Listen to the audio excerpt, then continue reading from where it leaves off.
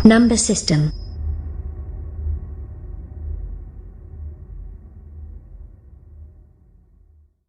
Hello students, मैं आशीष गुप्ता आज आपके लिए मैथ एंड रीजनिंग में फिर से एक बार मैथ में नंबर सिस्टम भाग 2 लेकर उपस्थित हूँ।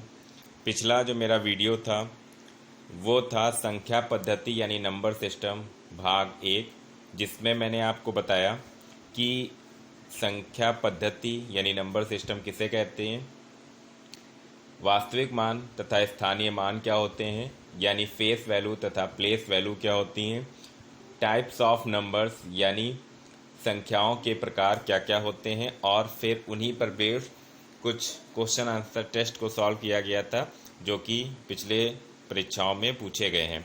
आज भाग 2 में मैं आपको बताऊंगा लॉ ऑफ डिविजिबिलिटी यानी विभाज्यता का नियम। इस पर भी आधारित क्वेश्चन काफ़ी पूछे जाते हैं, तो चलिए स्टार्ट करते हैं। सबसे पहला, 2 से विभाज्यता का क्या नियम है। सिंपल सा है, अगर कोई नंबर 2 से डिविजिबल है यानी अगर 2 से विभाज्य है तो अंतिम जो अंक है यानी जिसे हम कहते हैं यूनिट्स यानी इकाई का अंक, वो या तो 0 होगा या फिर क्या होगा, एक सम संख्या यानी इवन नंबर होगा। ठीक।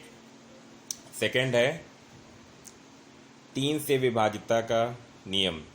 तो अगर कोई संख्या 3 से विभाज्य है तो उसके अंकों का योग भी 3 से विभाज्य होगा। जैसे एग्जाम्पल है 1338, तो इसके अंकों का योग किया 1 3 3 8, तो कितना है 15, जो कि 3 से विभाज्य है, इसलिए 1338 भी 3 से विभाज्य होगा। फिर 4 से विभाज्यता, तो अगर कोई संख्या 4 से डिविजिबल है तो संख्या के अंतिम 2 अंक यानी लास्ट की 2 डिजिट जो हैं वो या तो शून्य होंगी या 4 से विभाज्य होंगी। जैसे ये 600 लिखा है तो 600 में लास्ट की 2 डिजिट क्या है, 0, तो ये 4 से विभाज्य है। और ये 15,436 लिखा है, इसमें लास्ट की 2 डिजिट क्या है, 36, जो कि 4 से विभाज्य है। ठीक, क्योंकि बड़ा नंबर होगा तो उसको हम डिवाइड करके तो देखेंगे नहीं। तो ये सब तरीके हैं जिससे हम ये पता लगा सकते हैं। फिर है 5 से विभाज्यता का नियम। तो सिंपल सा है कि जो भी संख्या है अगर वो 5 से विभाज्य है तो उसका लास्ट अंक जो है यानी लास्ट डिजिट जो है या तो 0 होगी या फिर 5 होगी। फिर है 6 से विभाज्यता का नियम।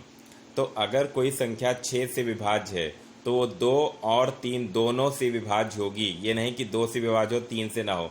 तो 2 से विभाज्य तो हम सीधे चेक कर सकते हैं, जो लास्ट उसका अंक है वो या तो 0 हो या तो सम हो। तो जैसे ये लिखा है 1,45,926, इसमें जो लास्ट का अंक है वो है 6, जो कि हमारा सम संख्या यानी इवन नंबर है। तो ये पूरी संख्या जो दी गई है ये हमारी 2 से विभाज्य है। और 3 से विभाज्य होने के लिए सारे अंकों को जोड़ लें तो 27 आएगा, जो कि 3 से विभाज्य है।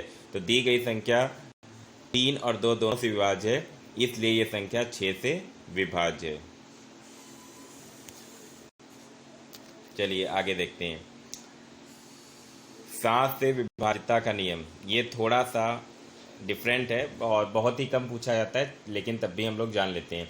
यदि संख्या 7 से विभाज्य है तो चेक करने के लिए क्या करेंगे, संख्या के अंतिम अंक का 2 गुना। जैसे एग्जाम्पल को लेके साथ ही समझते चलते, 2429 है तो इसका अंतिम अंक क्या है, 9, इसका 2 गुना करेंगे तो कितना आएगा, 18। जो बाकी की संख्या बची तो 9 को हटा के क्या बची, 242। तो शेष अंकों से बनी जो संख्या हुई वो 242 बची। तो शेषफल कितना हुआ, 242 में से जो लास्ट अंक था उसका दुगना माइनस कर दिया, कितना आया, 224। 7 से विभाज्य है, अगर है तो फिर पूरी जो संख्या दी गई थी वो 7 से विभाज्य है। यहाँ भी अगर कोई बड़ी संख्या बचती है तो ऐसे 224 ना बच के कोई बहुत बड़ी संख्या हो जिसको डिवाइड ना कर पाए तो फिर से यही रूल अगेन अप्लाई कर देंगे। 8 से विभाज्यता का नियम। यदि संख्या के अंतिम 3 अंकों द्वारा बनी संख्या 8 से विभाज्य है या अंतिम 3 अंक 0 हैं तो वो संख्या 8 से विभाज्य होगी। जैसे पहला एग्जाम्पल है 3,21,000, तो लास्ट के 3 डिजिट अगर 0 हैं तो संख्या 8 से विभाज्य होगी, या फिर लास्ट की 3 डिजिट जो हैं वो 8 से विभाज्य हैं तो फिर संख्या विभाज्य होगी। चलिए 9 से विभाज्यता का नियम बिल्कुल सिंपल है, जैसे 3 से था उसी तरह से 9। संख्या के सभी अंकों का योग क्या होना चाहिए? 9 से विभाज्य। ठीक। 10 से विभाज्यता का पता है कि अंतिम अंक क्या हो, 0 हो, तो 10 से विभाज्य। 11 से विभाज्यता इंपॉर्टेंट है, 11 से, 3 से, 4 से, 8 से, ये बहुत इंपॉर्टेंट है। 11 से विभाज्य होने के लिए हम जानते हैं कि जैसे ये संख्या लिखी है एग्जाम्पल में, तो हम जानते हैं कि जो भी संख्या लिखी होती है उसमें जो प्लेस होते हैं वो इवन ऑड होते हैं, जैसे 7, 1, 2, 7, 3, 6, 2, जैसे ये लिखा है, जैसे ये लिखा है। तो इसमें 7 कहाँ है पहले, 1 कहाँ है दूसरे स्थान पे, 2 कहाँ है तीसरे स्थान पे। तो इसमें जो हमारे ऑड प्लेस हैं, विषम स्थान, उस पे क्या है? 2 है, 7 है, 2 है, 3 है, 2 है। और जो हमारे इवन है उसमें क्या है? जो स्थान है उसमें 1 है, 7 है, 6 है। तो जो विषम स्थानों पर अंक हैं 7, 2, 3, 2, इनको जोड़ लिया 14 आया। जो सम स्थानों पर हैं उनको जोड़ लिया 1, 7, 6, 14 आया। तो विषम स्थानों पर जो अंक आएंगे उनका सम, और जो इवन प्लेस पर डिजिट्स आएंगी उनका सम, दोनों का जो डिफरेंस है, यानी दोनों का जो अंतर है, या तो 0 हो या तो 7 से विभाज्य हो। तो देखिए विषम स्थानों पर अंकों का योग कितना आया? 14। सम स्थानों पर अंकों का योग आया 14, अंतर किया तो क्या आया? 0। तो पूरी जो संख्या थी वो 11 से विभाज्य थी। तो 11 से अगर कोई नंबर विभाज्य है तो उसके सम स्थानों पर तथा विषम स्थानों पर अंकों का योग का अंतर या तो 0 होगा या तो 11 होगा। तो ये हमारे थे 11 तक की विभाज्यता के नियम, जो कि मोस्टली यहाँ तक ही पूछा जाता है। अब अगर आपको ये लेक्चर समझ में आया हो तो आगे क्वेश्चन आंसर टेस्ट लगाते हैं, जिससे कि आप देखिए कि आपको कितना समझ में आया। चलिए देखते हैं। ये CDS में क्वेश्चन पूछे गए हैं। पहला है 11 नंबर, निम्न में से कौन सी संख्या 9 से विभाज्य है? तो मैंने अभी आपको बताया था कि यदि कोई संख्या 9 से विभाज्य है तो उसके अंकों का योग क्या आएगा? तो उसके अंकों का योग आएगा 9 से विभाज्य।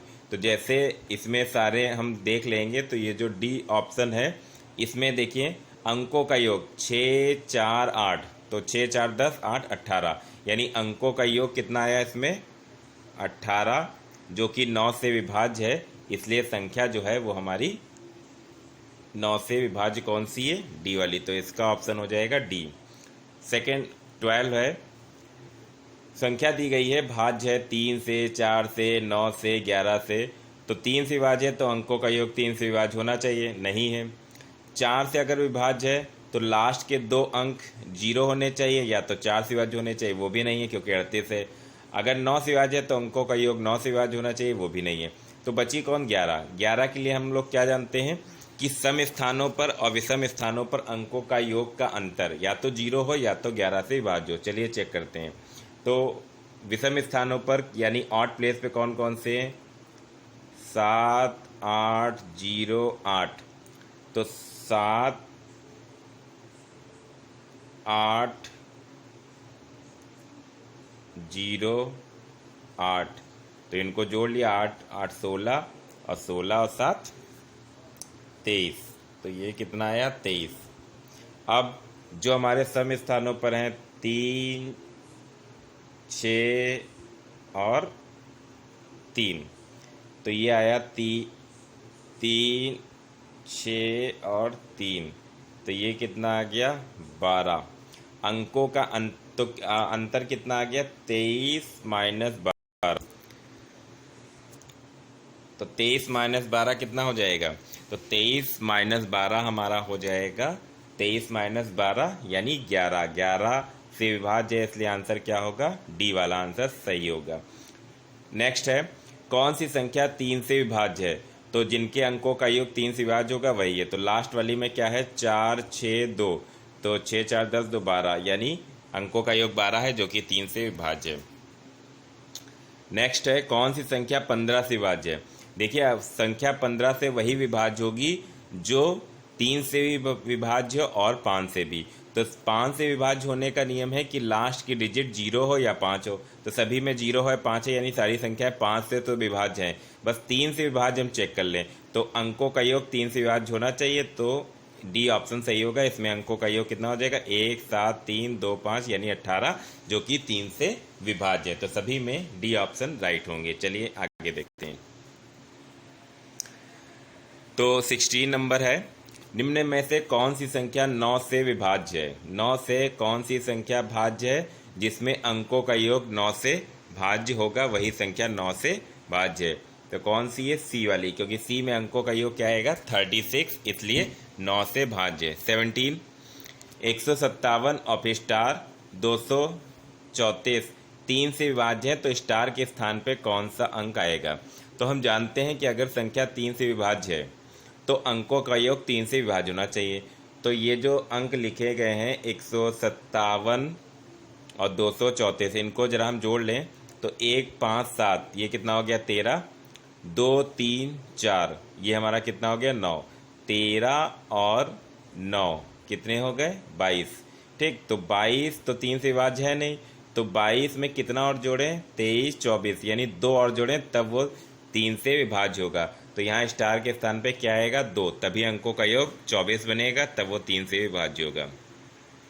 नेक्स्ट है 18, इसमें भी 9 से विभाज्य है, तो 9 से विभाज्य होने के लिए अंकों का योग क्या होना चाहिए? 9 से विभाज्य। तो 3 4 7, 7 और 8 6 14, यानी कितना हो गया? 21। तो 7 से विभाज्य होने के लिए क्या होना चाहिए? 21 में कितना हम जोड़ दें? तो 21 में हम 6 जोड़ेंगे तब 27 होगा, जो कि हमारा 9 से भाज्य होगा। तो 6 आंसर सही होगा। नेक्स्ट है, निम्नलिखित में से कौन सी संख्या 11 से भाज्य है? तो अभी हम लोगों ने सीखा था, तो यहाँ पर क्या हो जाएगी? डी वाली जो है वो हमारी राइट हो जाएगी। चेक करके आप देख सकते हैं। फिर लास्ट क्वेश्चन है, कोई संख्या अगर 11 से भाज्य है यदि उसके सम तथा विषम स्थानों के अंकों के योग का अंतर हो, तो मैंने बताया था या तो योग अंतर क्या हो? 0 हो, या फिर 11 का गुणज हो, यानी 11 से भाज्य हो। तो आज ये नंबर सिस्टम यानी संख्या पद्धति भाग 2 था, जिसमें आपको मैंने बताया विभाज्यता का नियम। अगले भाग 3 में हम लोग पढ़ेंगे कि कोई भी संख्या दे दी गई उसका इकाई का अंक निकालना। आज का वीडियो आपको कैसा लगा? अपने राय जरूर दीजिए। Thank you very much.